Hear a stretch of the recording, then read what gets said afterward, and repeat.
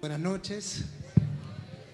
Es un gusto volver a estar aquí en estas gracias, en esta ciudad que amamos tanto, con esta casa y esta familia maravillosa, después de una pandemia. Hace una pandemia que no nos vemos.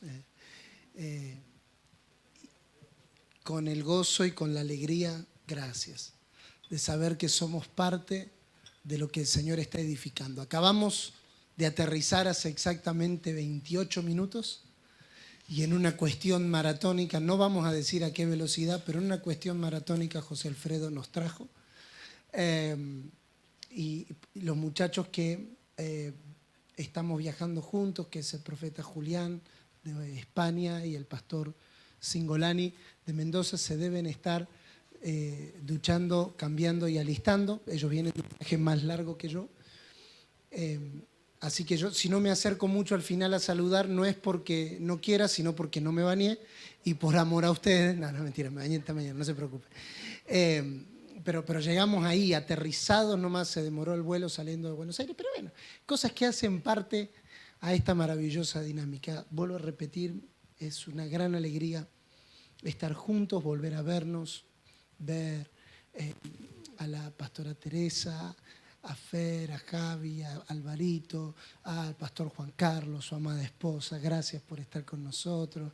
Es un placer ver al pastor Juan Pablo. Yo lo vi a Juan Pablo cuando entré, no sé si ya entró al salón. Juan Pablo Hinojosa, gracias por estar. Y a todos ustedes por darse cita a este espacio que pretende encontrarnos en el Señor, encontrarnos en su palabra, encontrarnos en su amor. A todos los miembros de la casa paterna que están conectados en este momento y a los que se van sumando a las transmisiones, es importante saber que nunca queda en nosotros, sino que todo lo que Dios habla y todo lo que Dios muestra se extiende a través de nosotros, a pesar de nosotros y más allá de nosotros.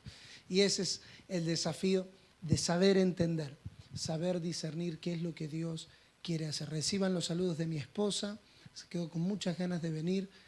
Los niños todavía son pequeños, tenemos un viaje esta semana, los 4, entonces tuvimos que ahí medio que acomodarnos, pero envían muchos saludos. También reciban los saludos del apóstol Gustavo, del apóstol Karina, del resto de la familia que quedó en Buenos Aires, orando siempre por ustedes y por todo lo que el Señor está dispensando. Muy bien, vamos a lo nuestro y yo le pido que abra las Escrituras en Romanos capítulo 1,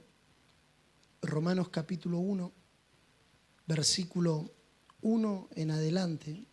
Romanos capítulo 1, versículo 1 en adelante. Y este va a ser un poco el eje de todo lo que tanto mi persona como los demás ministros de la palabra que están en esta estación compartiendo con nosotros van a ir desarrollando. Pero vamos a hacer en esta noche una introducción de algunas cosas que vamos a profundizar con mayor fuerza o con mayor precisión en el día de mañana. Pero queremos colocar algunos pensamientos en orden para que podamos salir esta noche de este lugar no solamente con una palabra sembrada en nuestro corazón, sino con más de Él siendo revelado a nuestras vidas. ¿Cuántos dicen amén? Esa es la meta de lo que hacemos, la meta de cuando nos reunimos, la meta de cuando venimos a congregarnos, sea en nuestras congregaciones locales o en encuentros como estos. La meta es que más de Él sea revelado a nuestras vidas. Si no es así, entonces nada ni de lo que somos ni de lo que hacemos tiene sentido. El apóstol Pablo llega al final de sus días en la carta a los Filipenses con una declaración sublime.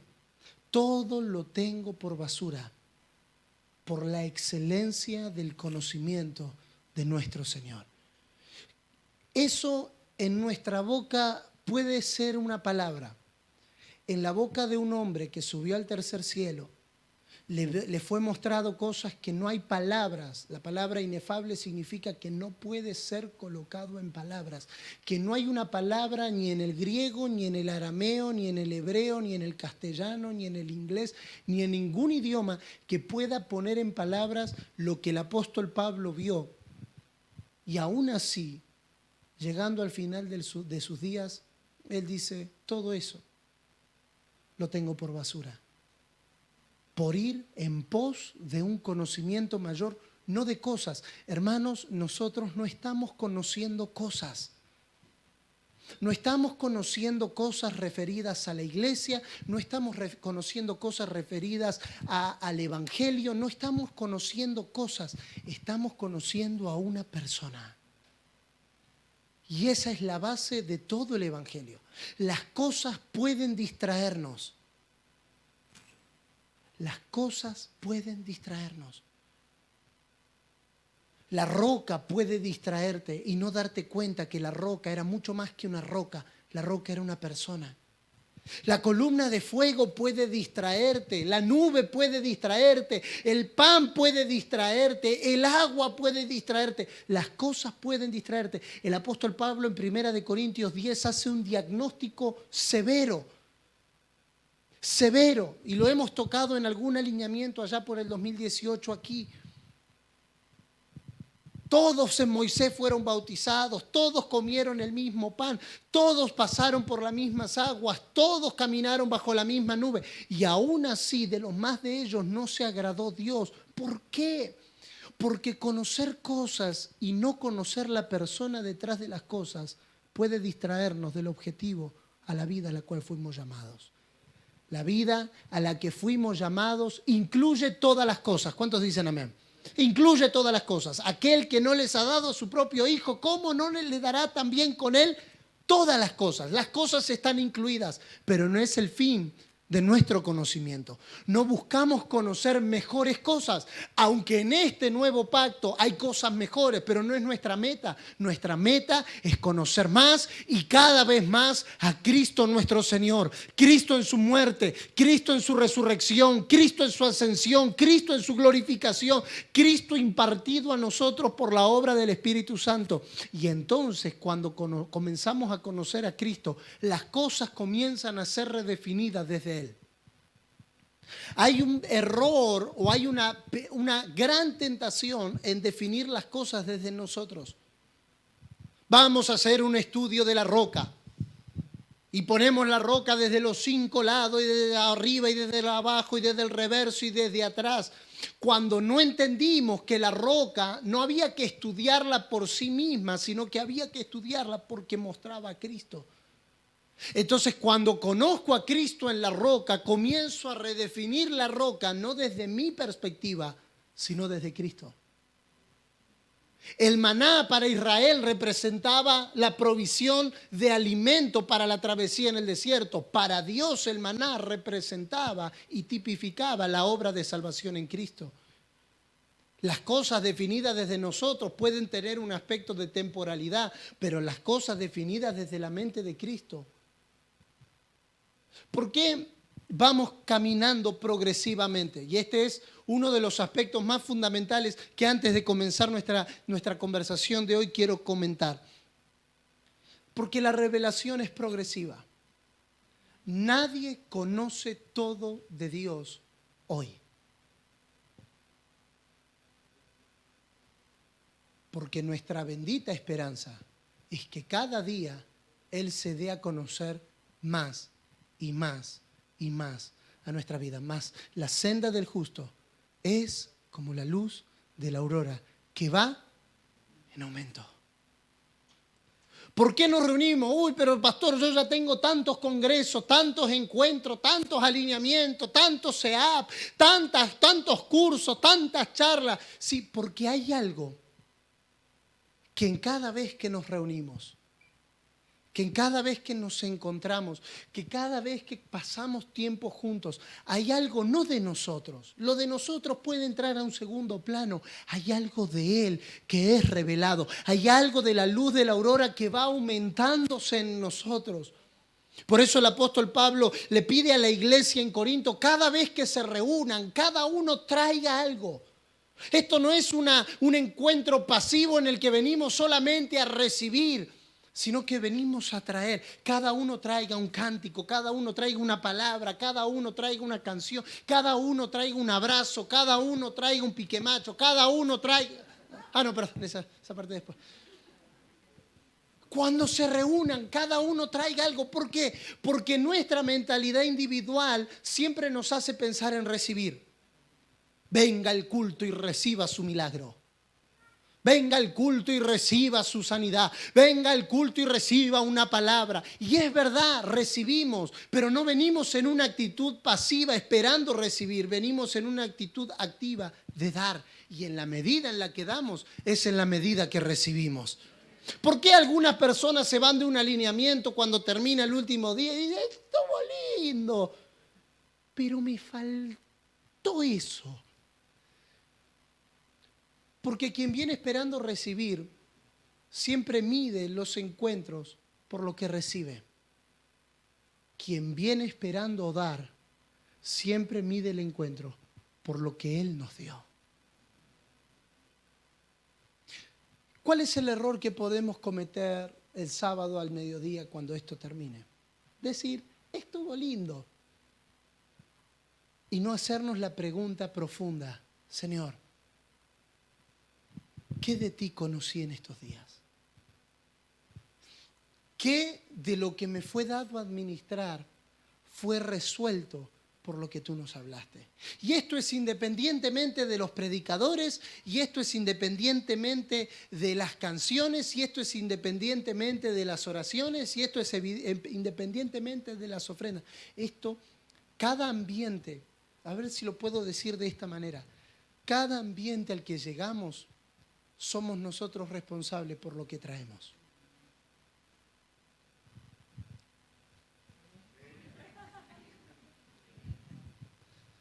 Cada uno de nosotros, entre todos, en el uno, construimos un ambiente. ¿Un ambiente para qué? Para que sintamos, sí, puede ser, es verdad. Un ambiente para que lloremos y puede ser que llore. Un ambiente para que temblemos y puede ser que tiemble y no por el frío. Puede ser, sí. Pero un ambiente donde podamos irnos con más de Él. Señor, que al finalizar estos días, puede hacer esta oración conmigo allí donde está. Nuestros ojos sean alumbrados para conocer la esperanza a la que nos ha llamado, para conocer el conocimiento al que fuimos llamados a conocer.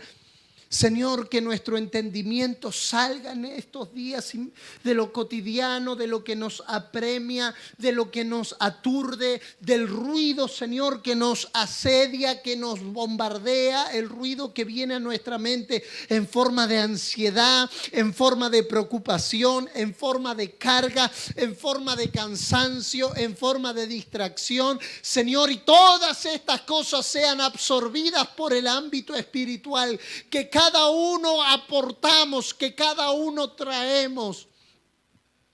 Señor, que al finalizar estos 2 días y medio, tengamos en nuestro espíritu la certeza de que salimos de este lugar con más de ti. Y entonces todo habrá valido la pena. Tanta inversión, tanto movimiento, tanta gente que se ha movido de sus geografías, que ha dejado trabajo, que ha dejado estudio, que ha dejado viaje, que ha dejado familia para estar aquí.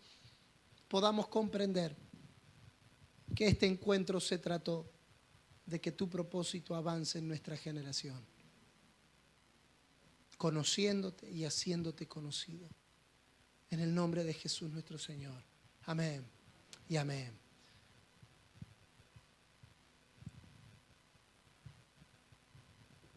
Romanos capítulo 1, versículo 1 al versículo 4. Romanos capítulo 1. Gracias. Versículo 1 al versículo 4. Pablo, siervo de Jesucristo, llamado a ser apóstol, apartado para el evangelio de Dios, que él había prometido antes por sus profetas, por sus profetas en las santas escrituras, acerca de su Hijo, nuestro Señor Jesucristo, que era del linaje de David según la carne, que fue declarado Hijo de Dios con poder según el Espíritu de Santidad, por la resurrección de entre los muertos, y por quienes recibimos la gracia y el apostolado para la obediencia a la fe en todas las naciones, por amor de su nombre, entre las cuales estáis también vosotros, llamados a ser de Jesucristo. A todos los que estáis en Roma, amados de Dios, llamados a ser santos, gracia y paz a vosotros de Dios nuestro Padre y del Señor Jesucristo. Vamos a desglosar, como fue anunciado en estos 2 días y medio, 3 palabras: evangelio, autoridad y servicio. Evangelio, autoridad y servicio. Este va a ser el hilo conductor de lo que hemos entendido que debemos compartir juntos como equipo durante estos 2 días. Profundizar en el entendimiento acerca del evangelio. Un gran predicador del siglo XX, Lloyd Jones, dijo que el verdadero avivamiento comienza en la iglesia cuando ésta redescubre el evangelio. Hay un llamado a entender con mayor exactitud qué significa el evangelio, qué representa el evangelio, por qué fuimos llamados al evangelio. Porque el apóstol Pablo va a decir que él fue apartado para el evangelio de Dios.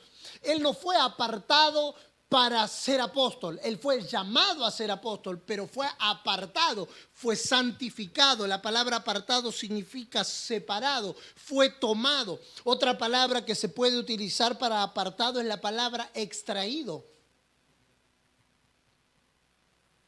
Él fue extraído, y esto hace sentido con Colosenses capítulo 1, verso 13. Fuimos trasladados de la potestad de las tinieblas al reino de su amado Hijo. Fuimos sacados de una posición y fuimos colocados en otra posición. Fuimos sacados de una geografía y fuimos introducidos en otra geografía. Fuimos sacados de un hombre llamado Adán y fuimos trasladados a un nuevo hombre llamado Cristo. Fuimos sacados de una mala noticia y fuimos colocados en una buena noticia.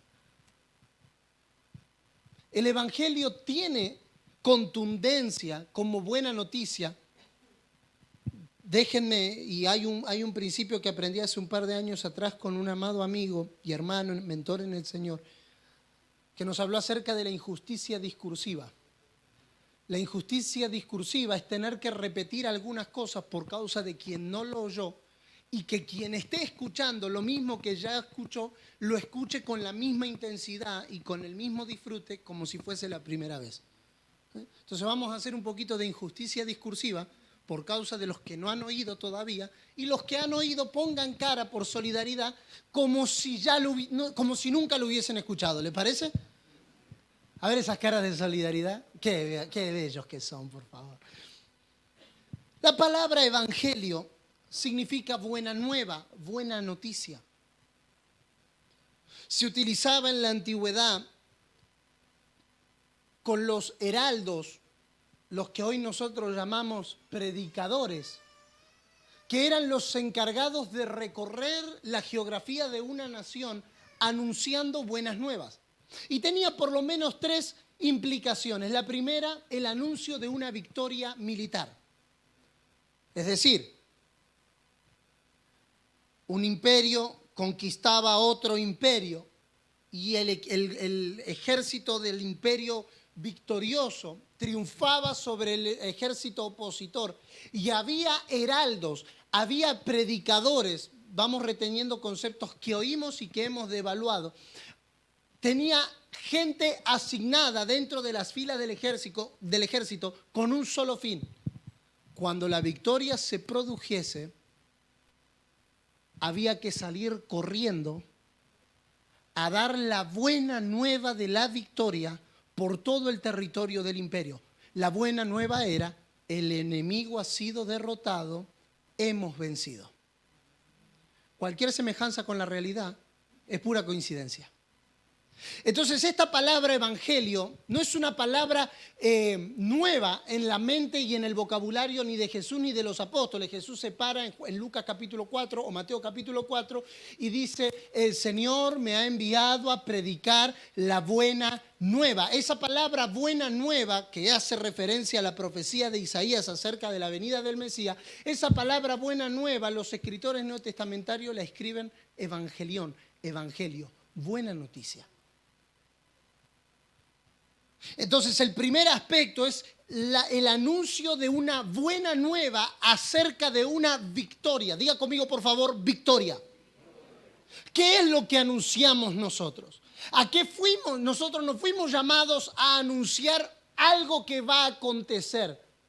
Nosotros fuimos llamados a anunciar la victoria que ya aconteció. Por eso el eje de la iglesia y el anuncio de la iglesia no es lo que va a pasar. El eje de la iglesia es lo que aconteció, porque desde lo que aconteció es que se define toda la historia. Por eso el apóstol Pablo en Colosenses capítulo 2 dice: por tanto, despojando a principados y a potestades, triunfó sobre ellos en la cruz del Calvario, anulando el acta de decretos que nos era contraria y triunfando sobre ellos. Ese triunfo fue tal completo que redefinió la historia. La iglesia no está basada en lo que va a venir. Para los apóstoles el entendimiento de las cosas que vendrían era un asunto resuelto, porque su entendimiento estaba afirmado en lo que había acontecido. Por lo tanto, el anuncio del evangelio, en primer lugar, representa o anuncia una victoria. Es una buena noticia porque el enemigo ha sido derrotado. Por lo tanto, la buena noticia es victoriosa. Gracias por ese amén. Es como una Coca-Cola en el desierto. Número 2, la palabra evangelio hace referencia a un testimonio. El apóstol Juan en las cartas del Nuevo Testamento utiliza la expresión dar testimonio. Y la palabra dar testimonio puede ser tranquilamente utilizada al contexto del evangelio. Dar testimonio. ¿De qué damos testimonio? Bueno, póngase a pensar por un minuto conmigo. Usted y yo hoy creemos en el Señor, claro, por su vida, claro, por su iglesia, claro, por la revelación. Pero uno de los testimonios más confiables que nosotros tenemos son las Escrituras. Usted tiene en las Escrituras, tanto el Antiguo Testamento como el Nuevo Testamento, las cartas apostólicas, tiene frases contundentes como la tumba estaba vacía, como Él se les apareció a las mujeres, como los apóstoles del primer siglo no tenían el Nuevo Testamento. ¿Me sigue? Solo tenían el Antiguo. Cuando los apóstoles hablan, por ejemplo, Pablo habla en 2 de Timoteo 3:17 acerca del poder de las Escrituras, se está refiriendo al Antiguo Testamento. ¿De qué debía de dar testimonio la iglesia del primer siglo? La iglesia del primer siglo debía de dar testimonio que no predicaban un evangelio de alguien muerto, sino que predicaban el evangelio de alguien que había resucitado. Y si la resurrección no hubiese efectuado, dice Pablo en 1 de Corintios, en vano sería nuestra predicación. ¿De qué daban testimonio? Ellos daban testimonio de una vida que no había sido derrotada, sino de una vida que se había constituido una vida indestructible. Y recibiréis poder cuando haya venido sobre vosotros el Espíritu Santo. Y seréis mis testigos. La palabra testigo es la palabra mártir, que significa mártir. Alguien que está dispuesto a morir por lo que cree. Por lo tanto, el segundo aspecto del evangelio, dar testimonio, incluye y representa en sí mismo un poder indestructible. El evangelio es el testimonio de que Él resucitó y que vive en nosotros para mostrarlo. Ahora hubo 4 Coca-Cola en el desierto. Vamos mejorando. Tengo esperanza que para las 12 de la noche, cuando terminemos, haya un poquito más de... No.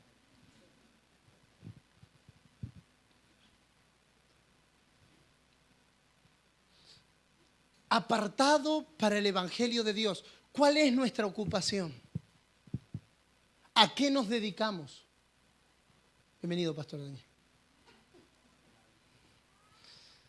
¿A qué nos dedicamos? ¿Para qué fuimos llamados? Porque eso define nuestra vida. No, bueno, pastor, yo soy médico, yo soy abogado, yo soy pastor, yo soy... No, entendamos cuál es la razón. Porque la función colabora a la razón. Lo que hacemos en la vida natural colabora a la razón por la cual fuimos apartados. ¿Para qué fuimos apartados? Y esto libra todo trauma de nuestra vida. No es que mi papá no me quiso, no es que mi papá no es que el otro, no que me enganito, que a mí siempre me rechaza, que yo tengo un pasado difícil, que pastor usted no sabe. Resuelve nuestra vida el saber para qué Él nos apartó. Él nos apartó para su evangelio. Punto. Él nos apartó para su evangelio. No se apartó usted, no me aparté yo, no me apartó un pastor, no me apartó un líder, no me apartó mi mamá, no me apartó el que me predicó, me apartó Él. En su soberana voluntad, Él decidió apartarme, sacarme, extraerme. La palabra que nosotros conocemos como iglesia. ¿Qué es la iglesia? La iglesia es la eclesía, los que fueron extraídos de un sistema y colocados en otro sistema. Usted fue trasladado de la potestad de las tinieblas al reino de su amado Hijo. Usted fue trasladado de las tinieblas a la luz. Usted fue trasladado de un hombre a otro hombre. Usted fue trasladado de la muerte a la vida. Usted y yo fuimos trasladados de ser huérfanos y errantes a ser miembros de la familia de Dios. Usted y yo fuimos trasladados de ser mendigos a ser coherederos con Cristo de todas las cosas. Usted y yo fuimos sacados de una posición y fuimos colocados en otra posición. A esa posición la llamamos el Evangelio. A esa posición la llamamos el Evangelio. Y esa es la buena noticia que se contrapone a todas las malas noticias que alguien pueda recibir. La contundencia de la buena noticia se mide con la gravedad de la mala noticia.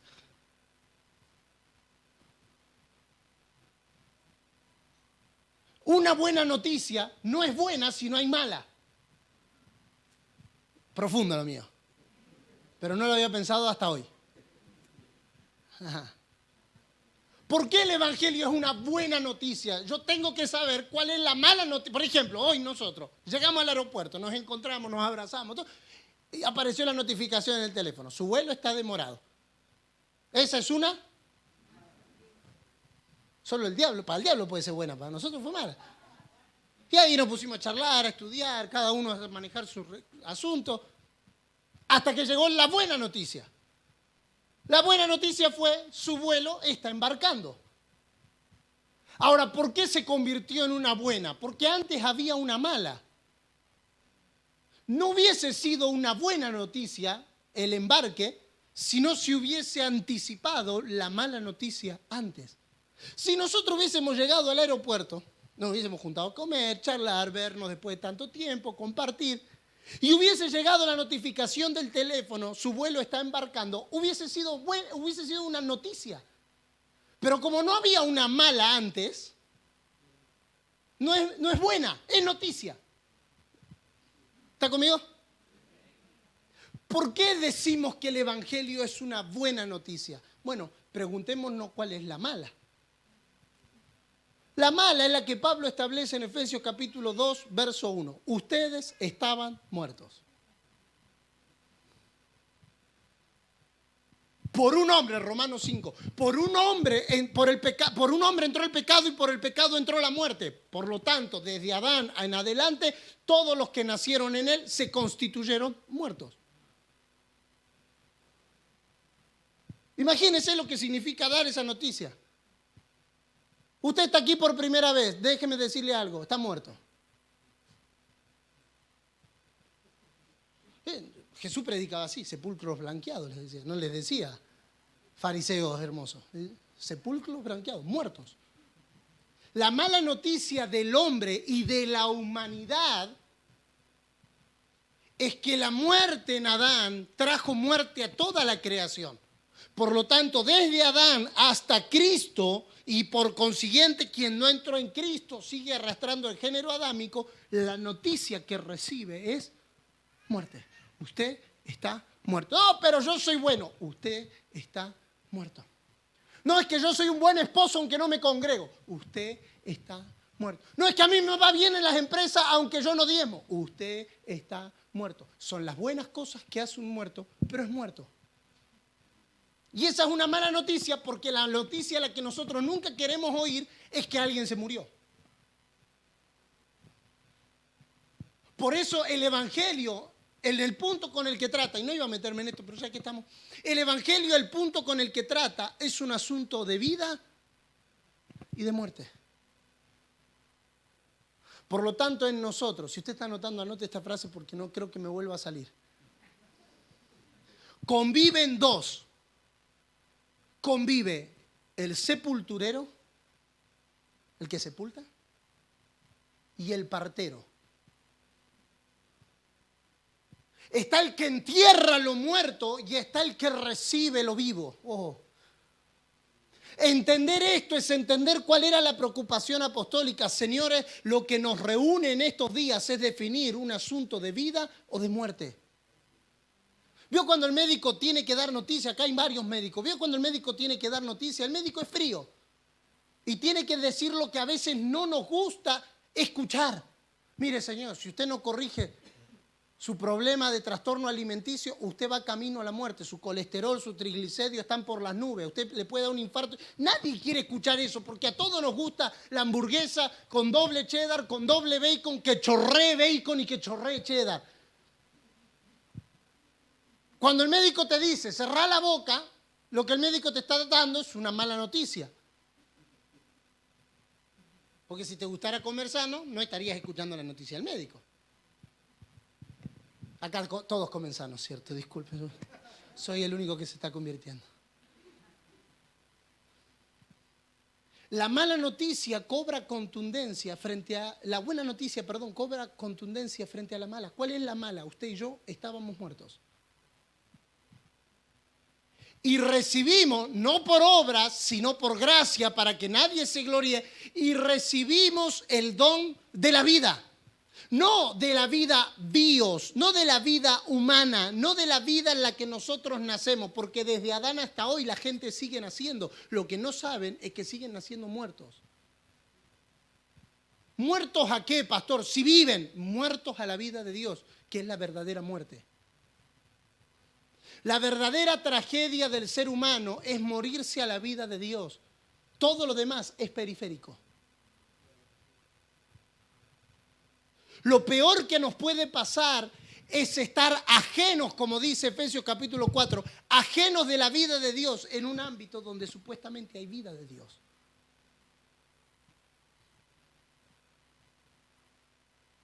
Entonces, cuando no entendemos esto, reducimos el Evangelio a las buenas noticias que el muerto quiere escuchar. Te va a ir bien en la vida. 7 pasos para alcanzar el éxito. 45 puntos para ser un buen esposo.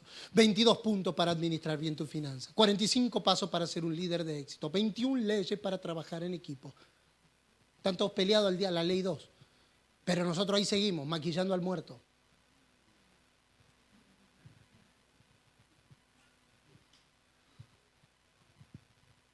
Y el problema es que le pedimos reacciones de vivo a alguien que no tiene vida.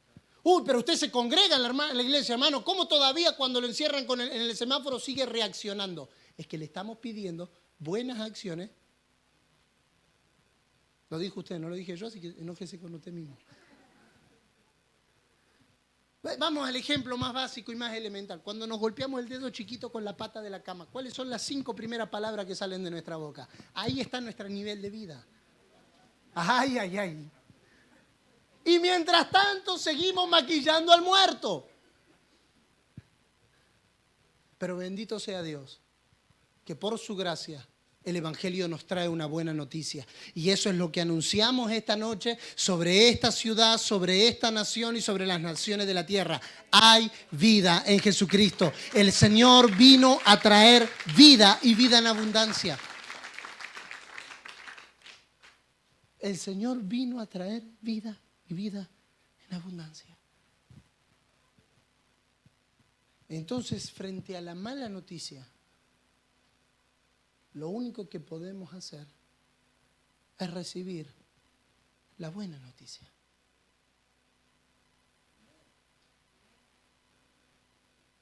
¿Cuál es la buena noticia? La buena noticia es que estando nosotros muertos en nuestros delitos y pecados, Dios, en su gran amor con el que nos amó, nos dio vida, aún estando nosotros muertos. Entonces Cristo Jesús vino a la tierra a resolver no un problema de pecado. Él vino a resolver un problema de muerte. Él no solo vino a tratar con el pecado, claro, Él trata con el pecado, perdonó nuestros pecados en la cruz del Calvario y resuelve el problema del pecado en el hombre. Pero el asunto de lo que aconteció en la cruz es un poco más profundo, porque Él venció. Y no solamente que resolvió el problema de muerte, sino que trajo la solución eterna al problema: vida. Oh. Injusticia discursiva, disculpe.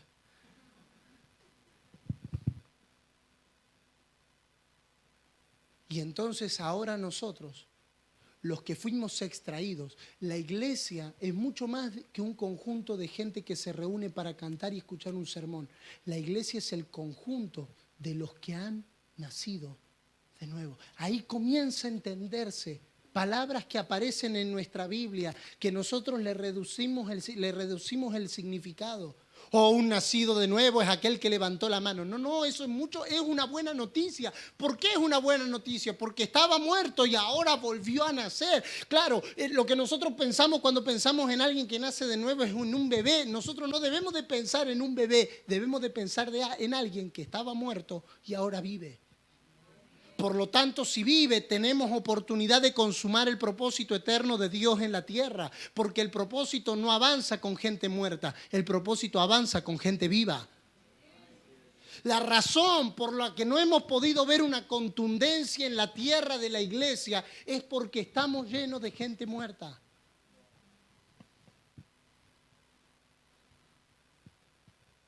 Pero Dios, que es rico en misericordia, con el gran amor con el que nos amó, nos dio vida. Y entonces ahora la iglesia se convierte en la asamblea de los que han salido de la muerte y han entrado a la nueva vida. La nueva vida es mucho más que cosas que antes hacía y ahora no hago. Oh, no, pastor, que usted no sabe lo que yo era antes, pero gracias a Dios que ahora soy cristiano evangélico pentecostal de la última hora. Apostólico profético.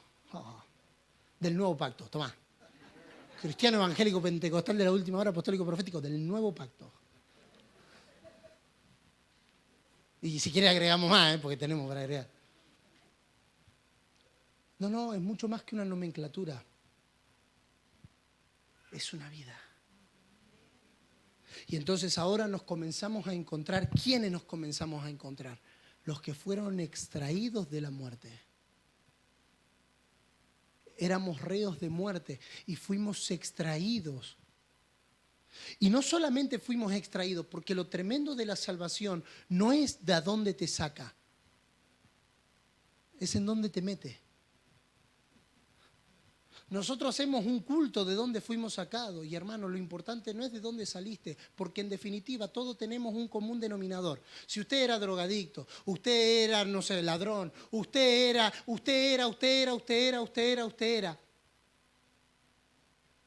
Pero todos tenemos el mismo común denominador. Todos estábamos muertos. Entonces, entre nosotros no hay quien tiene un pasado más difícil que el otro.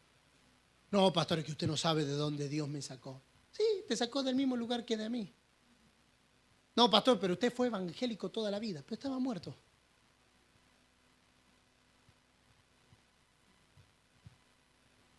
Y entonces ahora, déjeme describir esto y vamos a cerrar esta noche. Y ahí es donde usted decía, no, pero no importa, para la segunda lo ensayamos mejor. Por lo tanto, la iglesia se constituye en un lugar de gente viva.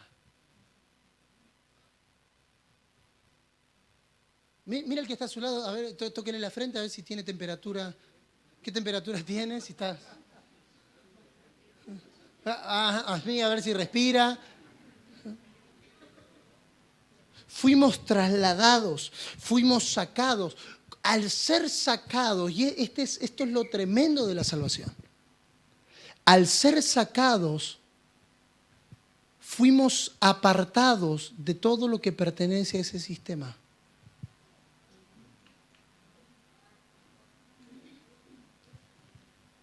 Por eso el Evangelio es tan tremendo. Porque el Evangelio no es solo una buena nueva que te llega al oído. Es una fuerza que te arranca de un sistema y te mete en otro sistema. Ese sistema al cual el Evangelio te introduce, usted y yo lo llamamos iglesia. Y la iglesia es más que la congregación, incluye la congregación, pero es un sistema de vida. Todo lo que entra a la iglesia entra a un ámbito, entra a un sistema de vida. Por lo tanto, el Evangelio no pertenece a la filosofía de la mente, ni a la lógica, ni a la razón, ni a las tradiciones, ni a los velos humanos.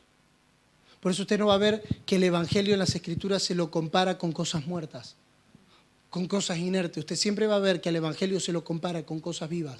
El reino de Dios es semejante a una semilla. El reino de Dios es semejante a... El reino de Dios es semejante a... Y todo lo que el reino de Dios es semejante,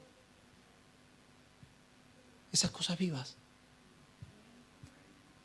Porque la iglesia representa, la iglesia es un sistema vivo.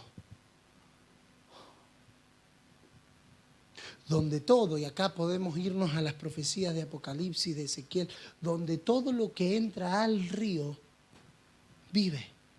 Donde todo lo que entra al río es sanado. Y vendrá un río que traerá sanidad a todas las naciones. ¿Cuál es ese río? Ese río es la iglesia.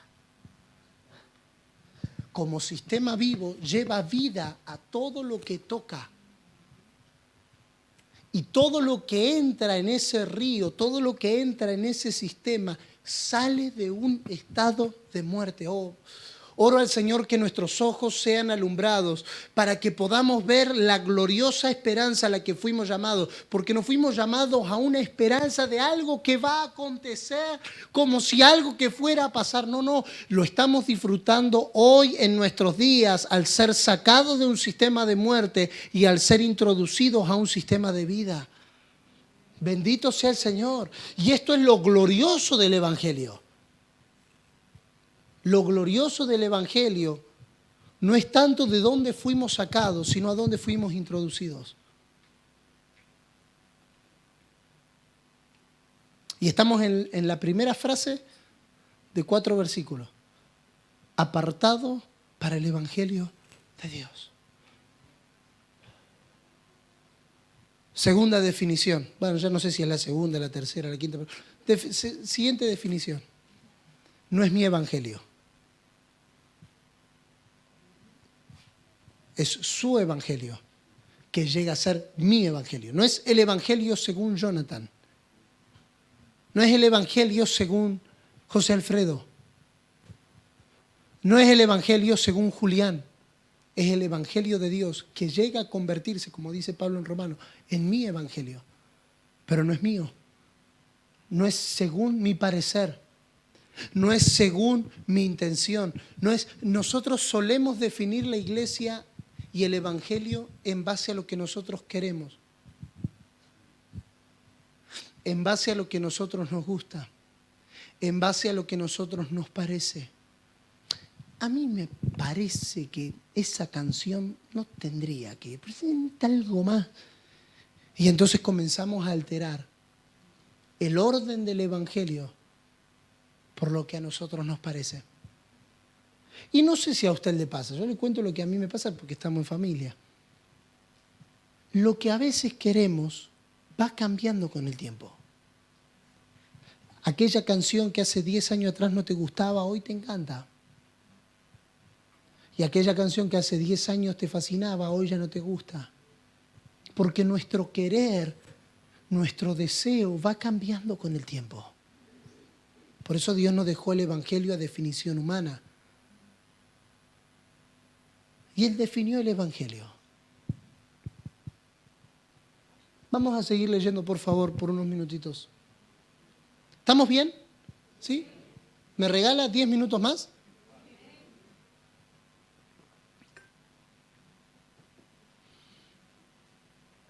Llamado a ser apóstol, apartado para el Evangelio de Dios. Verso 2. Que Él había prometido antes por sus profetas en las Santas Escrituras acerca de su Hijo. ¿De qué trata el Evangelio?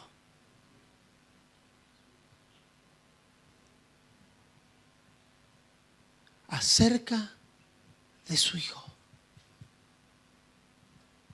Por lo tanto, el Evangelio es la buena noticia de lo que Cristo ha hecho, de lo que Cristo ha consumado, de lo que Cristo ha realizado. Es la buena noticia de lo que Él ha hecho.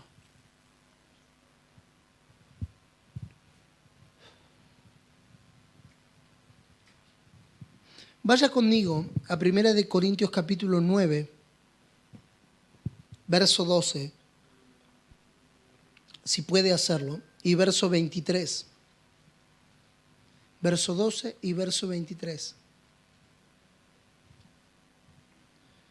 Pues si anuncio el Evangelio, no tengo por qué gloriarme, porque me es impuesta necesidad. Y ay de mí si no anunciare el Evangelio. Verso 23. A todos me he hecho de todo, para que de todos modos salve a alguno. Y esto hago por causa del Evangelio, para hacerme copartícipe de él. Por causa del Evangelio. Pablo recibió un encargo fundamental respecto a la edificación de la iglesia. La carga de su ministerio fue la revelación del cuerpo de Cristo y su edificación, pero a la vez vemos en Pablo una carga que creo que debiera de estar presente en todos nosotros, que es la carga por la predicación del Evangelio. Vamos a elevar un poquito más el pensamiento. ¿Cómo, si yo he recibido la buena noticia, no quiero que otros también la reciban? Si el Evangelio es la buena noticia de que antes yo estaba muerto y ahora estoy vivo, y recibí el Evangelio, y fui apartado para el Evangelio, y fui extraído de un sistema de muerte y llevado a un sistema de vida llamada la iglesia, ¿cómo yo ahora no voy a querer que otros oigan la buena noticia? ¿Cuándo se vuelve difícil el evangelismo? Cuando alguien no experimentó el poder del Evangelio. Porque todo aquel que fue sacado de muerte quiere sacar a otros también de la muerte. ¿Por qué tenemos que motivar a la gente a que evangelice? No, hermano, vamos a evangelizar. ¿Sabe? Tenemos que forzarla porque no descubrió el poder del Evangelio. Porque no lo experimentó. Porque quien lo experimentó, ¿cómo podemos callar lo que hemos visto y lo que hemos oído? ¿Cómo podemos callar lo que hemos experimentado? Pablo dice una frase tremenda: ¡ay de mí! ¿Sabe? En contraposición con Isaías 5. Isaías 5 son todos los hay. Hay de aquellos, hay de aquellos, hay de aquellos. ¿Sabe lo que dice Pablo? Ay de mí. Ay de mí si no anunciara el Evangelio, porque me es impuesta necesidad. ¿Por qué la iglesia pertenece al sistema vivo? La iglesia pertenece al sistema vivo por el poder de anuncio que ésta tiene. Vamos a profundizar en esto unos minutos. Wow, ya pasaron 50 minutos.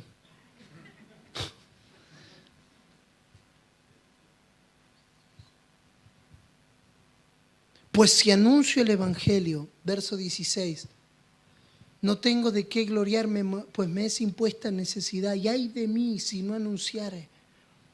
Pablo dice estar bajo una obligación por la cual tiene que dar cuenta.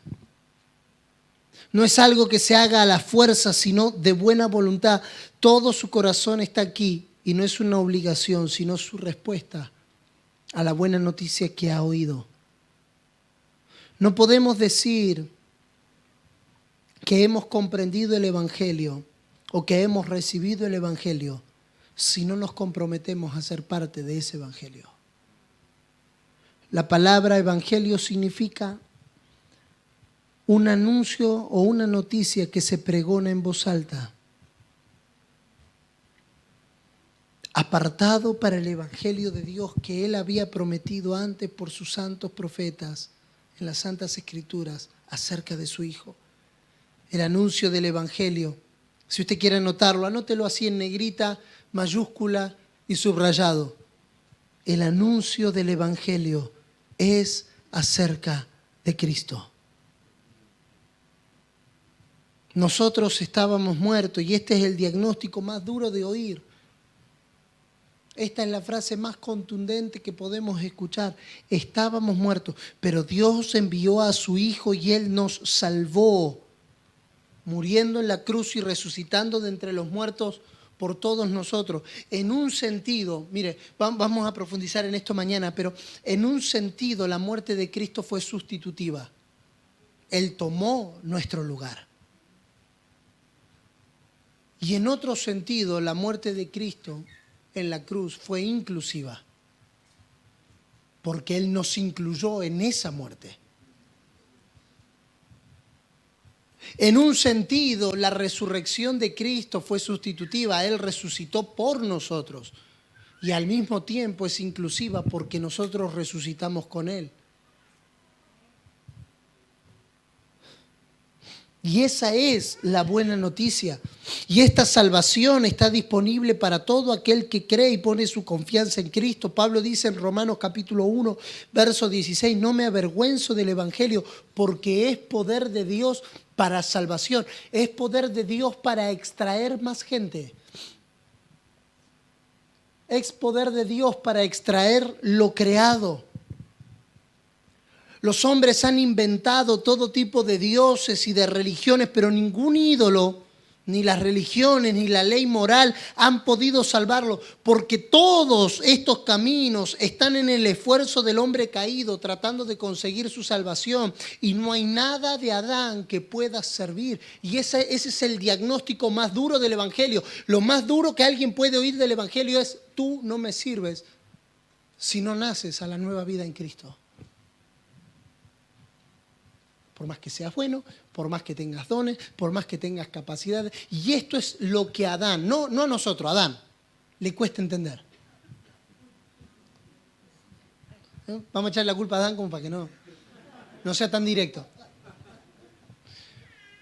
Adán siempre cree que puede. No, yo puedo adorar, hermano. No, yo puedo predicar. No, yo puedo hacer milagros. No, yo puedo abrir una empresa. No, yo puedo prosperar. No, yo puedo. Y la verdad es que hasta que no descubramos que nosotros no podemos,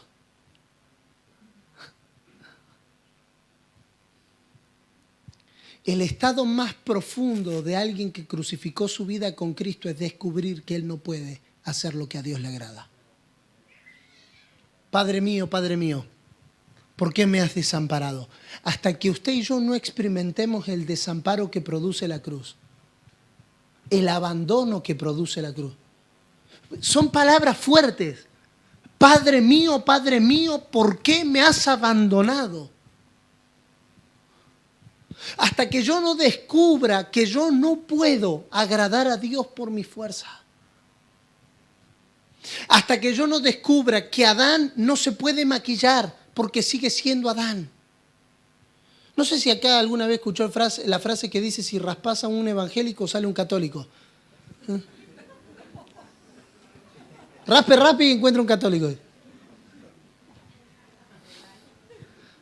Sí, hay varios que si los raspamos sale, ¿eh? Si raspas a Adán maquillado, sale Adán. Lo que es nacido de la carne. Carne es: pastor, ¿por qué hay cosas que no me funcionan? ¿De dónde nacieron? Porque si nació de la carne, no le puedes pedir peras al olmo. Si es nacido de la carne, carne es. Cada semilla produce según su género. Pero pastor, estoy intentando negocio por todos lados y no me sale ninguno. ¿De dónde nacieron? Porque si nacieron de Adán, tienen un solo destino: muerte.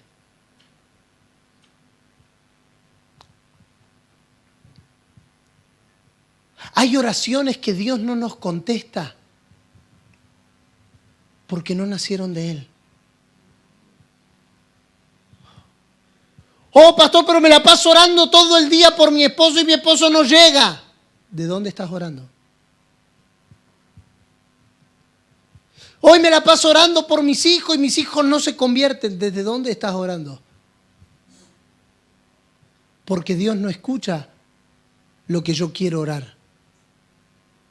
Dios escucha en una sola frecuencia: su Hijo. Todo lo demás son vanas repeticiones. Cuando oréis, no oréis con vanas repeticiones.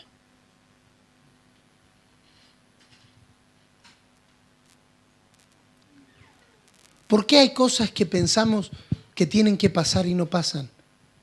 Porque por más que nosotros pongamos todo nuestro empeño, si no nacieron de Él, Él no está comprometido a sostenerla.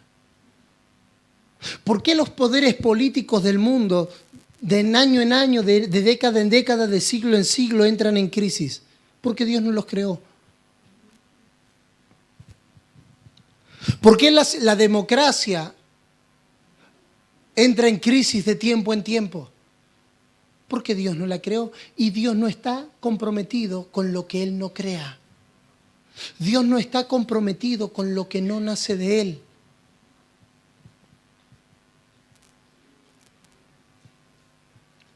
Yo no sé si estás pasando un problema matrimonial, pero déjame decirte algo. La única esperanza para tu matrimonio es que sea bautizada en Él. Porque si no nació de Él, Él no está comprometido en sostenerlo, a menos que sea puesto en Él. Y que sea bautizado en Él, y que sea sumergido en Él, y que resucite en Él. Y entonces ahora Dios te pone en el radar. Porque Dios ve en la tierra dos hombres: Adán o Cristo. Dios no ve 7 billones de habitantes, Él ve dos hombres. O estoy en Adán o estoy en Cristo. Todo, y si usted puede grabarse este principio en esta noche y no enojarse conmigo, será un buen intento. Todo lo que no nazca de Él, Dios no está comprometido en sostenerlo. Llámese como se llame, inclusive aunque tenga rótulo de iglesia.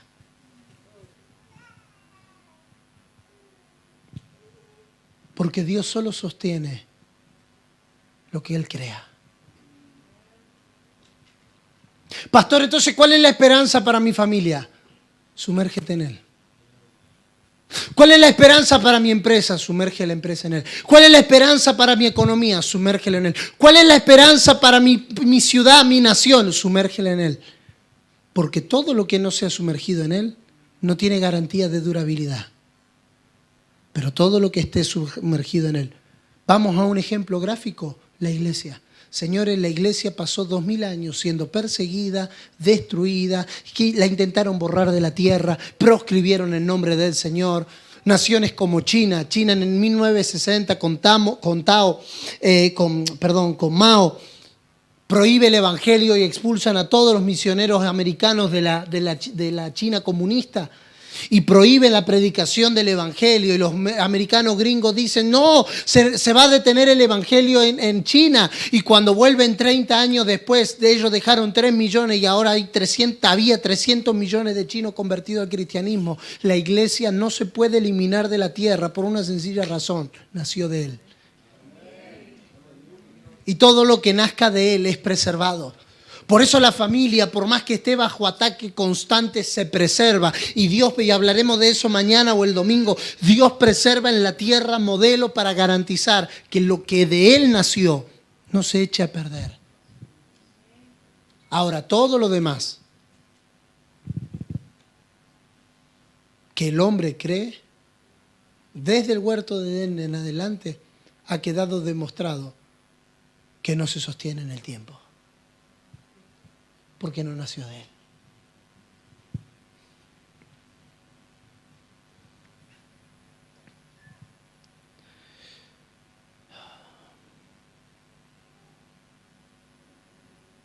Los hombres intentan hallar otras formas de salvación. Pablo habla en Romanos 1 de cómo los hombres detienen con injusticia el conocimiento de Dios, fabricando ídolos que sustituyen al Dios verdadero. Isaías 44, si usted quiere buscarlo conmigo, Isaías 44, verso 17. Y hace del sobrante un Dios, un ídolo suyo, se postra delante de Él, lo adora y le ruega diciendo, líbrame porque mi Dios eres tú. La condición del hombre es desesperante. ¿Quién me salvará? La humanidad está amenazada por poderes que la superan completamente: la enfermedad, la guerra, el hambre, las catástrofes naturales, las pandemias, los virus. Pero los hombres, en lugar de buscar al único que puede salvarlos, acuden a sus ídolos. El corazón humano, dijo Lutero, el corazón humano es una fábrica de ídolos. Es más, hasta nosotros mismos podemos convertirnos en nuestros propios ídolos. Oh, qué bien que me va. Oh, pero mira la familia que tengo. No, pero mira, yo sirvo en la iglesia. No, pero mira. Y comenzamos a hacer. Claro, porque a veces nosotros tenemos la idea que ídolo simplemente es el que adora a la Virgen María. Ah, bueno, yo gracias a Dios no soy idólatra porque yo salí de ahí. Y ahora soy cristiano evangélico pentecostal de los últimos días, apostólico profético del nuevo pacto. Toma. Pero aún hago de mí mismo mi propio ídolo. Puede que haya sido salvo hace 2, 5, 10 años, pero ponemos nuestra confianza en otras cosas. Oh, pero yo me porto bien, una vida moralmente correcta. Oh, pero yo estudio las Escrituras. Oh, pero yo tengo disciplina para buscar al Señor. Son cosas buenas, pero se pueden convertir en ídolos si reemplazan al Señor en el corazón.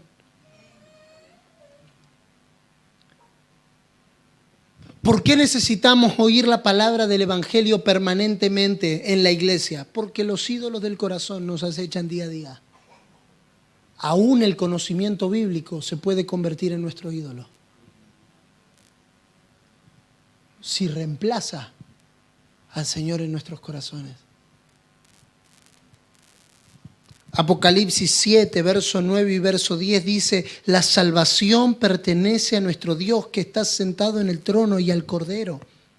En el cuadro final de la historia humana, ¿qué proclama aquella multitud que representa a la iglesia procedente de todas las naciones?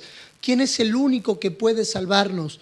La salvación pertenece a nuestro Dios. No hay salvación en nadie más. Un ídolo es un Dios falso. Es algo que puede ser bueno, pero que ponemos en el lugar de Dios y le damos nuestra confianza esperando que le dé significado a nuestra vida, pero luego nos falla y nos destruye porque la salvación pertenece a nuestro Dios. Hermanos, tu cuenta en el banco no es tu salvación. Hermano, el auto que manejas no es tu salvación. Hermano, tu familia buena no es tu salvación. No es la salvación pertenece al Señor. Y todo lo demás está incluido en esa salvación. Y cierro aquí para que usted piense que vamos a terminar temprano.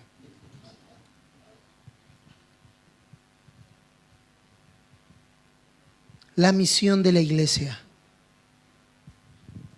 es anunciar el Evangelio. Pero ¿cómo oirán si no hay quien les predique? ¿Y cómo predicarán si no hay quien les envíe? La medida de nuestra exactitud en la proclamación del Evangelio radica en la medida en la que recibimos el Evangelio. Ahora, recibir el Evangelio y no anunciarlo nos hace darnos cuenta que no hemos recibido el Evangelio. Porque quien recibe el Evangelio le es impuesta necesidad. Y ay de mí si no anunciar el Evangelio. Por lo tanto, cierro hoy como vamos a comenzar mañana. O como vamos a continuar mañana. La misión de la iglesia se resume a una sola palabra: ir. Y necesitamos recobrar toda esta palabra que el Señor nos está trayendo, toda esta purificación de lo que creemos, de cómo entendemos, de cómo hacemos iglesia, de cómo fuimos trasladados de la muerte a la vida, todo lo que el Señor viene construyendo en los últimos 5 o 6 años en esta región, tiene que llevarnos a un punto de acción. El Evangelio sin acción no es Evangelio.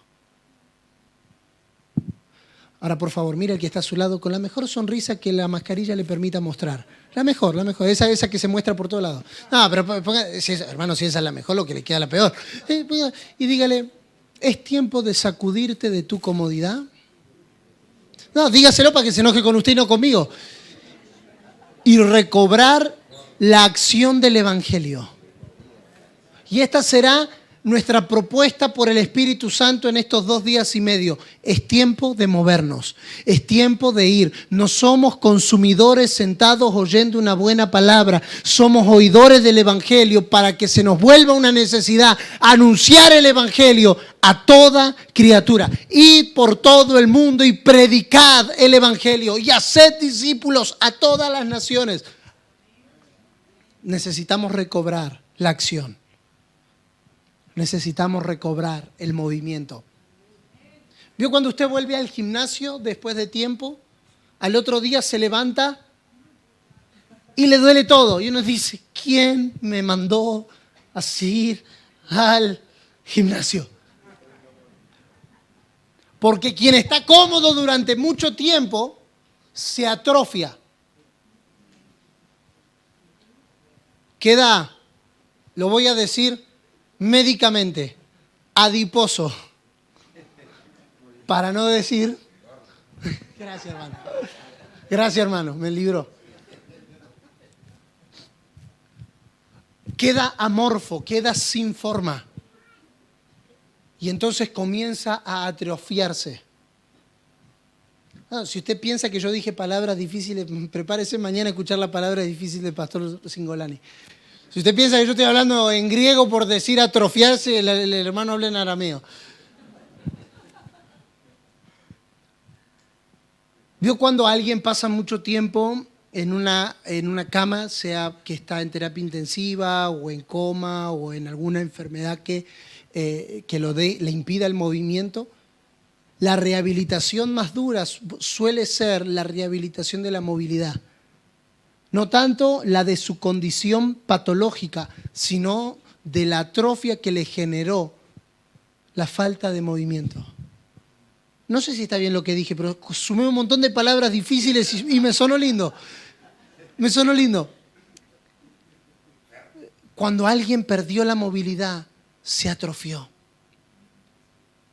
Y estuvo recibiendo el alimento necesario, y estuvo recibiendo la comida que lo mantuvo vivo, y estuvo conectado al oxígeno que lo mantiene vivo, pero su acción quedó atrofiada. Déjeme darle mi impresión de estos días para terminar. Durante el último tiempo, Dios nos metió en terapia intensiva. Nos trató, nos reformó, nos desintoxicó, nos limpió, operó lo que estaba infeccioso, quitó lo que estaba necroso, sacó lo que estaba muerto. Pero ahora hay que volver a la acción. Ya estamos en forma, ya estamos detox. A las hermanas que les gustan los jugos verdes, la clorofila y toda la hierba esa, ya te reseteó el sistema inmunológico, ya te limpió los pulmones, ya te limpió la sangre, te dejó, diríamos en Argentina, pipí cucú. Esa historia es muy interesante. Lo llevaron a Carlos Monzón a darle un premio, el boxeador, en París. Y entonces le dijeron que cuando le den el premio, él tenía que decir merci, eso. ¿Cómo? Merci beaucoup. Merci beaucoup. Y entonces, Carlos Monzón, en serio, esto es verídico. No pudo decir merci beaucoup y dijo pipí cucú. Y entonces desde ese día en Argentina decimos pipí cucú, algo que está bien. Pipí cucú, dijo el verdadero. Entonces cuando vos llevas el auto al mecánico, llevas el auto al taller, mire hermano, qué prédica tan completa que usted hasta aprendió el origen de pipí cucú. Cuando usted lleva el auto al taller en Argentina, el mecánico le dice, quedó pipí cucú. Le dice chapa, pintura, bueno. Eso es lo que Dios ha hecho con nosotros en los últimos 3 años, 4 años, 5 años. Nos ha dejado pipí cucú. Si usted solo se acuerda de pipí cucú, recordó todo el mensaje de esta noche. Ya está, ya quedó impregnado en usted. ¿Cuándo es pipí cucú? Ah, sí, ya me acuerdo por qué. Ahora hay que recobrar ejercicio. Ahora hay que recobrar movilidad. Ahora hay que salir de la atrofia, volver a ejercitarnos. Haga conmigo así, por favor. Hay que volver a ejercitarnos. Hay que ejercitarse para el movimiento que viene. Hay que ejercitarse para la acción que viene, porque no va a quedar un departamento de Bolivia, porque no va a quedar una ciudad, porque no va a quedar un barrio, una plaza, un hospital, una cárcel que no llenemos con el Evangelio de Cristo. Pero hay que estar ejercitado. Hay que estar ejercitado. Usted no puede correr una maratón del día a la noche. Ni siquiera puede correr 5 kilómetros del día a la noche. Hay que estar preparados para el movimiento que viene, porque no puede doler el movimiento que viene. Y esa gente que dice, no, vamos a correr, vamos, estamos listos. Al primer kilómetro, tráigame el respirador, por favor. Porque el movimiento no te encontró preparado. No generaste la suficiente resistencia para que cuando venga el movimiento te encuentre listo. Señores, el movimiento que viene para esta nación, el movimiento que viene para estas casas aquí representadas, no nos encontrarán amorfos, nos encontrarán en forma, nos encontrarán listos, nos encontrarán preparados para anunciar el Evangelio a toda criatura. No quedaremos fuera de forma, sino que someteremos nuestra vida a disciplina para que Cristo sea formado y para que nos encuentre en la forma en la que Dios espera que nos movamos en esta estación.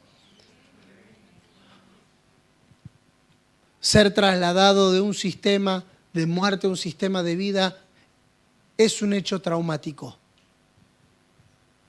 Un recién añadido a la vida de la fe pasa por un trauma.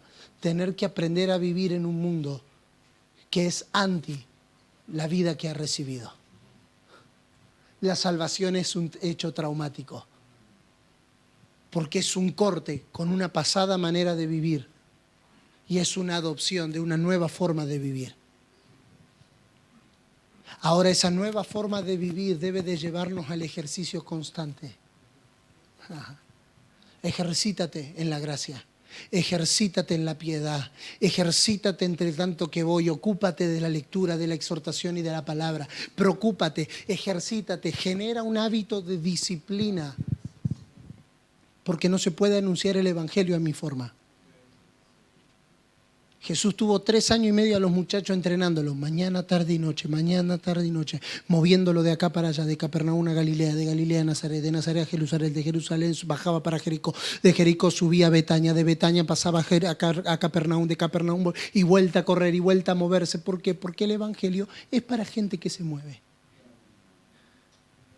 Entonces, cuando Jesús le dice, muchachos, vayan por todo el mundo y prediquen el evangelio, para los apóstoles no era algo que los encontraba fuera de forma. Vayan por el camino, no agarren alforja, no agarren, porque ellos estaban acostumbrados. El Hijo del Hombre no tiene dónde reposar su cabeza, no tiene dónde acostarse ni qué comer. Jesús los entrenó para que estén en forma cuando Él no estuviese. Entonces Él no agarró 12 discípulos fuera de estado. Él agarró 12 maratonistas del evangelio. Oh, señores, y en 35 años, el imperio más grande de la historia conocida tembló frente a la contundencia del evangelio, porque no encontró una iglesia fuera de forma.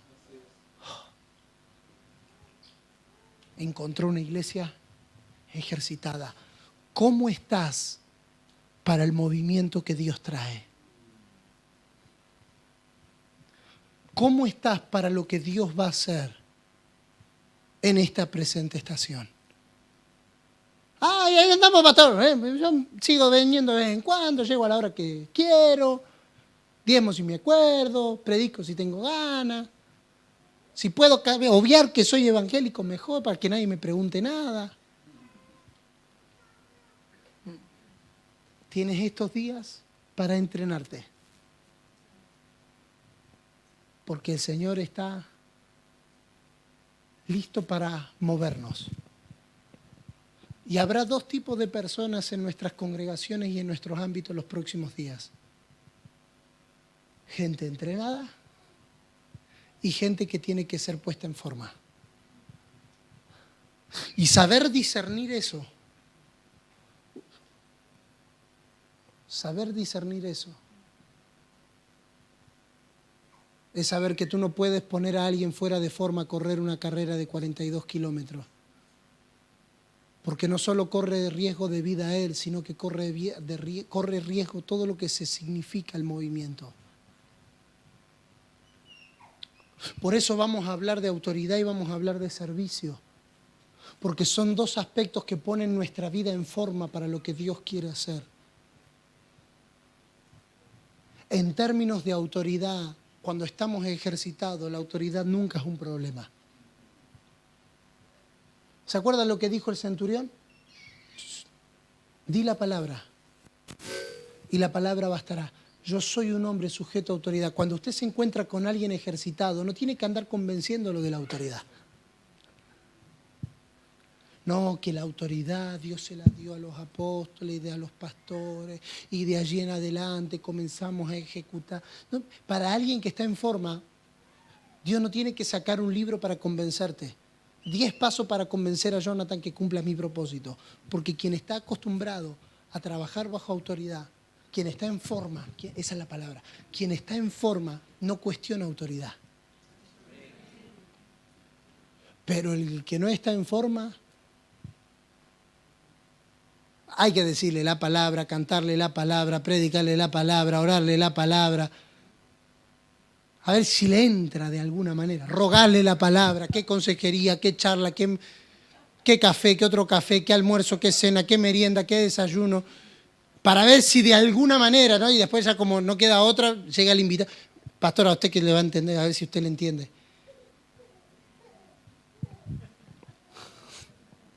Va cayendo, de a poquito va cayendo. Es como la madre que dice, pastor, acá le traigo al nene a ver si usted puede hacer algo. Porque yo ya no sé. Pero quien está en forma, di la palabra. Oh, Ananías, un discípulo que no se vuelve a mencionar en la historia de las Escrituras. Pero fue el hombre que Dios utilizó para que el apóstol Pablo sea nacido a la vida del cuerpo. No necesitó que Dios lo convenciera. A veces nosotros esperamos la confirmación de la reconfirmación de la superarchimega recontraconfirmación, somos más católicos que cristianos. Y quiero la confirmación, la superconfirmación, la reconfirmación, la recontraconfirmación, la archimega superconfirmación, para ver si es de Dios lo que Dios dijo así. Y entonces, si cuando llego a la reunión el profeta dice que entonces tengo que ponerme un pantalón blanco, entonces sabré que es de Dios. Esas son excusas de alguien que está fuera de forma.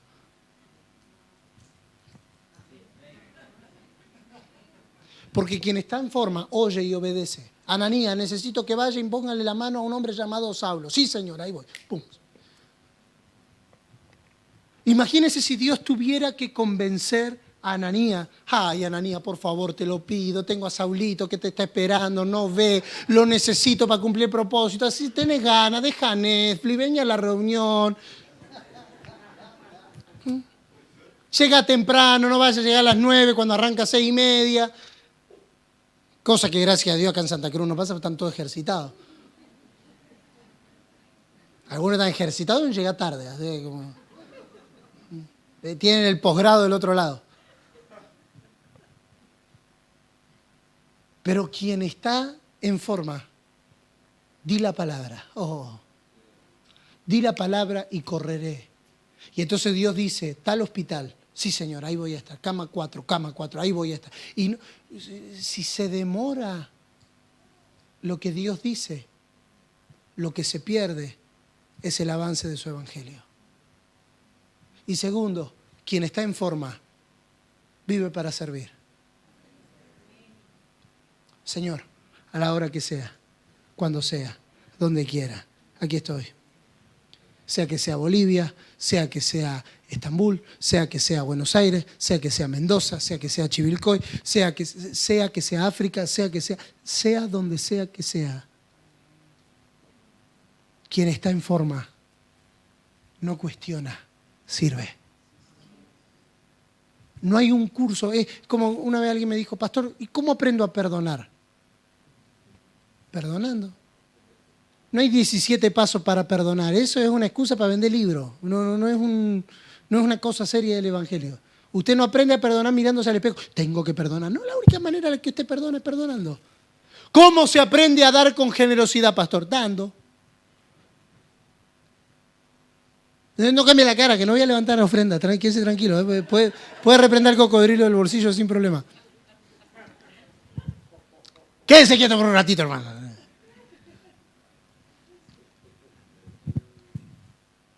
¿Cómo se aprende la nueva vida? Caminando en la nueva vida.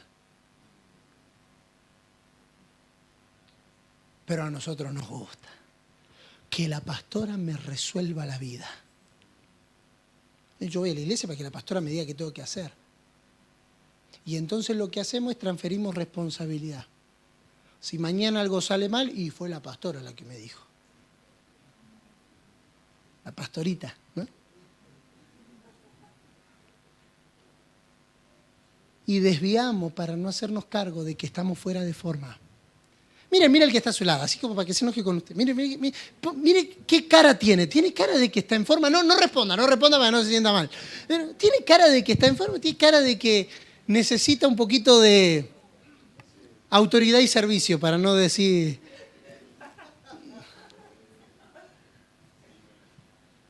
Viene mucho movimiento los días que vienen. Mucho movimiento. Pero no nos puede encontrar fuera de forma. Nos tiene que encontrar ejercitados, listos, preparados, armados, afilados. Pipí cucú, acuérdense. ¿Cómo me tiene que encontrar esta estación, pastor? Pipí cucú. Amén. Como diría Priscila Tolosa, los que estuvieron en el Chaco. ¿Amén o no amén? Ustedes estaban del otro lado. Perdón, discúlpeme. Amén. ¿Les parece si oramos? No sé si alguien me puede acompañar con el teclado, por favor, si es posible. Colóquese sobre sus pies. Ya estuvo sentado hora 25. Le viene bien un poquito de ejercicio. Haga así conmigo, haga así como es. ejercicio, ejercitados, preparados para lo que viene. Señor, gracias. Gracias por estos días. Gracias por esta estación. Gracias, Señor, por lo que representa este tiempo, no solamente en la agenda, no solamente en el tiempo cronos, no solamente en lo que administramos, sino también, Señor, lo que representa estos días para esta nación. Creemos, Señor, que estamos aquí plantados en estos días por algo que tú estás haciendo y vas a hacer en Bolivia y en las naciones de la tierra. Y queremos, Señor, de alguna manera, como dice el apóstol Pablo, llegar a ser copartícipe de él. Oramos, Señor, que todo nuestro ser sea sumergido. Puedes tomar la mano de la persona que tienes a tu lado, o si tienes confianza, poner la mano en el hombro y tener una palabra de oración por él o por ella, diciendo: Señor, que en estos días sea trasladado de todo sistema de muerte al sistema de vida, a la vida eterna que es en Cristo Jesús, Señor nuestro. Señor, que en estos días haya un alumbramiento, haya una formación, que podamos ser sometidos a la disciplina divina para ser colocados en forma. Oh, Señor, vamos, ora por tu hermano y ora por tu hermana, que sea puesto en forma en estos días, que sea colocado en forma el espíritu, el alma, el cuerpo. Señor, que todo lo que representamos y administramos por causa de tu evangelio sea puesto en el orden divino. Espíritu fortalecido, alma salvada, cuerpo vigoroso, finanzas ordenadas, familias transformadas. Señor, naciones y congregación en orden. Que por causa de los días que vienen para esta casa y para cada casa representada en esta asamblea de santos reunidos aquí, seamos puestos en forma. Ejercítate para la piedad, ejercítate en la gracia, ejercítate en el llamado, ejercítate en lo que Dios te ha constituido, para lo que Dios te ha apartado. Oh, Señor.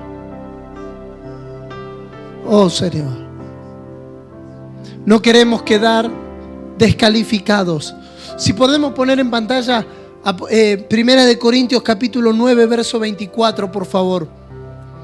Primera de Corintios capítulo 9, verso 24. Esta palabra me estuvo dando vueltas todo el día hoy. ¿No sabéis que los que corren en el estadio, todos a la verdad corren? Todos están entrenados, pero solo uno lleva el premio.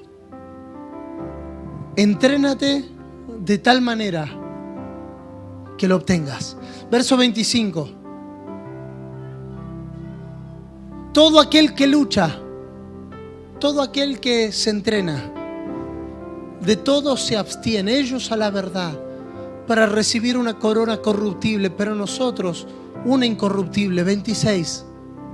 Así que yo de esta manera corro, no como a la aventura. Hoy tengo otra percepción de este pasaje. No corro a mi gana, corro bajo ejercicio. Corro bajo alguien que me ejercita. No como quien golpea al aire, verso 27, sino que golpeo mi cuerpo y lo ejercito. Oh. Y lo ejercito, no sea que habiendo sido heraldo para otros.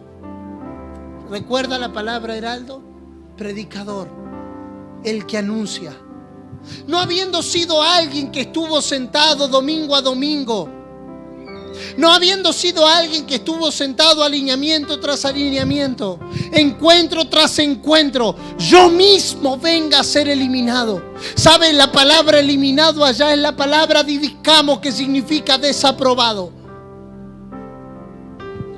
Y la idea de eliminado ahí no es alguien que es descartado. La idea de alguien ahí es que vuelve otra vez al inicio. No es alguien que es sacado de la carrera. Pablo está hablando en un contexto deportivo. No es alguien que es descartado de la carrera. No es alguien que es descalificado. Es alguien que es desaprobado y tiene que volver a empezar. ¿Sabe? Y se nos va la vida volviendo a empezar. Yo no tengo problema con el entendimiento de que Dios es un Dios de nuevas oportunidades. No, yo creo que Dios te puede dar 1, 10, 20, 50, 25. El punto no es cuántas oportunidades Dios te pueda dar. El punto es cuánto tiempo usted y yo tenemos para hacer lo que Él nos llamó a hacer. Porque no vaya a ser cosa que se me pase la vida de oportunidad en oportunidad y siempre venga a ser desaprobado por no estar ejercitado. Que el Señor nos dé la gracia y que use la tarde de mañana y la noche de mañana, de lo cual ruego que todos podamos estar, y el sábado en la mañana, para ponernos en forma para lo que viene, para la gloria de Dios Padre, del Hijo y del Espíritu Santo.